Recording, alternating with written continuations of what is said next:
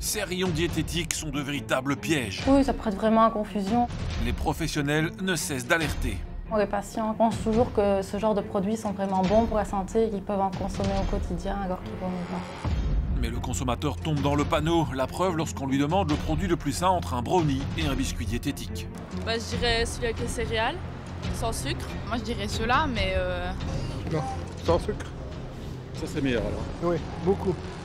Mais à bien y regarder, les biscuits de régime sont presque aussi caloriques que les autres et pire, leur teneur en glucides est plus élevée. Alors, méfiance. Des espaces exclusifs dédiés aux produits diététiques le plus éloignés possible des encas classiques. Pour les grandes surfaces, c'est bingo, puisque ces produits se vendent 2 fois plus cher. Pour le consommateur au régime et les diabétiques, par contre, c'est la cata. Persuadés que ces encas auront peu d'impact sur leur glycémie, c'est même marqué en anglais, l'effet sera tout autre. Et pour cause, l'ingrédient principal, c'est de la farine de blé. Ces biscuits sont faits en majorité à base de farine de blé raffinée en général. Donc pour les diabétiques, c'est vraiment pas l'idéal parce que pour eux, surtout en collation, on va éviter tous les types de glucides, même les glucides les plus complexes. Donc voilà, c'est toujours mieux pour eux de manger un fruit, un produit laitier, plutôt qu'un biscuit qui est en majorité à base de farine de blé. Toute la stratégie de vente se base non pas sur un biscuit sain, mais sur un biscuit un peu plus sain que l'offre classique. Et encore, la comparaison des calories au 100 grammes est révélatrice avec presque tous les biscuits.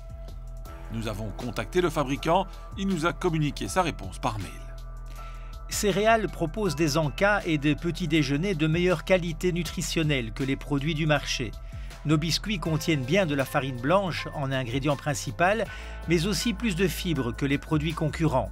Le beurre a été remplacé par l'huile de colza et le sucre par du maltitol, ce qui permet de freiner l'élévation du taux de glucose sanguin. Nos produits céréales ne sont pas spécifiquement destinés à des personnes souffrant de diabète, mais aux consommateurs qui souhaitent améliorer la qualité nutritionnelle de leur alimentation tout en se faisant plaisir. La différence entre cet encas et celui-ci, eh bien en fait, il n'y en a pas vraiment pour ceux qui font attention à leur ligne et surtout pour les diabétiques.